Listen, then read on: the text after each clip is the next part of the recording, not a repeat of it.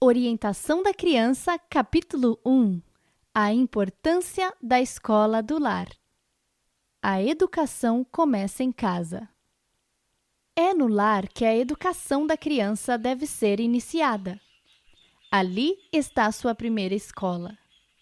Ali, tendo seus pais como instrutores, a criança terá de aprender as lições que a devem guiar por toda a vida. Lições de respeito, obediência, reverência, domínio próprio. As influências educativas do lar são uma força decidida para o bem ou para o mal. São, em muitos sentidos, silenciosas e graduais, mas, sendo exercidas na direção de vida, tornam-se fator de grande alcance em prol da verdade e justiça.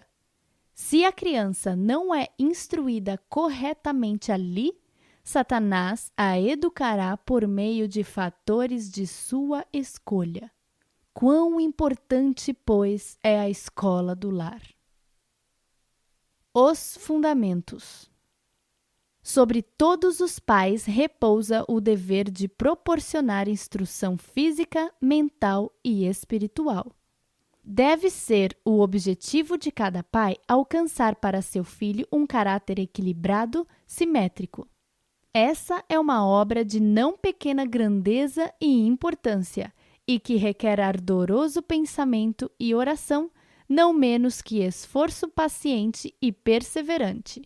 Deve-se pôr um fundamento correto, construir uma armação forte e firme, prosseguindo então, dia após dia, na obra de edificar, aprimorar, aperfeiçoar.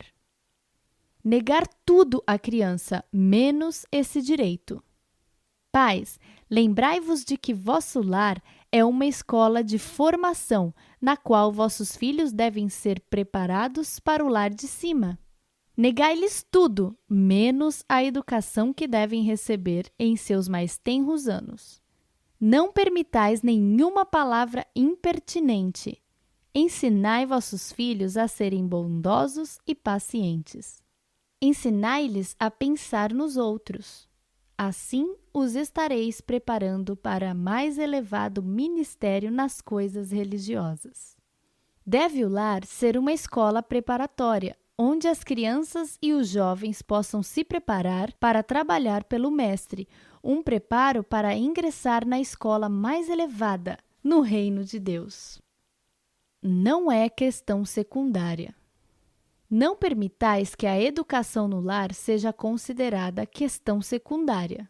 Ela ocupa o primeiro lugar em toda a verdadeira educação. Aos pais e mães é confiado moldar a mente dos filhos. Quão impressionante é o provérbio: conforme se torce a vara, assim cresce a árvore. Isso se deve aplicar à educação de nossos filhos. Pais, lembrar-vos-eis de que a educação de vossos filhos, desde os primeiros anos, vos é confiada como um sagrado depósito?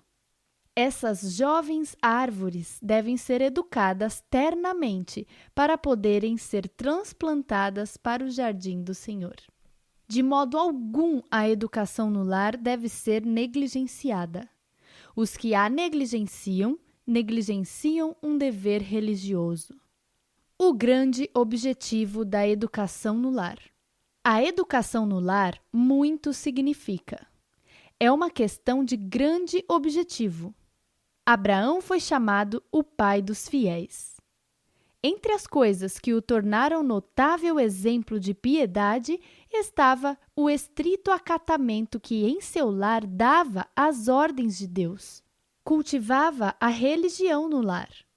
Aquele que vê a educação dada em cada lar e que mede a influência dessa educação disse: porque eu o tenho conhecido, que ele há de ordenar a seus filhos e a sua casa depois dele, para que guardem o caminho do Senhor, para agirem com justiça e juízo.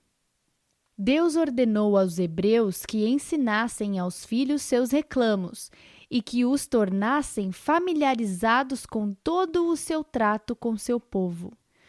O lar e a escola eram uma coisa só. Em vez de lábios estranhos, devia o coração amoroso dos pais e das mães instruir os filhos. Os pensamentos de Deus eram relacionados com todos os acontecimentos da vida diária no lar. As grandes obras de Deus no libertamento de seu povo eram referidas com eloquência e a mais profunda reverência. Gravavam-se no espírito juvenil as grandes verdades da providência de Deus e da vida futura, familiarizando-os assim com o verdadeiro, o bom e o belo. As lições dadas eram ilustradas e gravadas mais firmemente na memória mediante o uso de figuras e símbolos.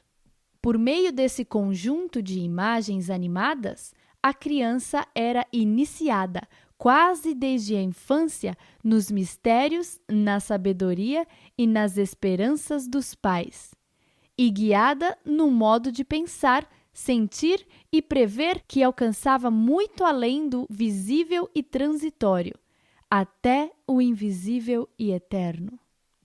Precede a escola diária e para ela prepara. A obra dos pais precede a do professor. Tem uma escola no lar, o primeiro estágio.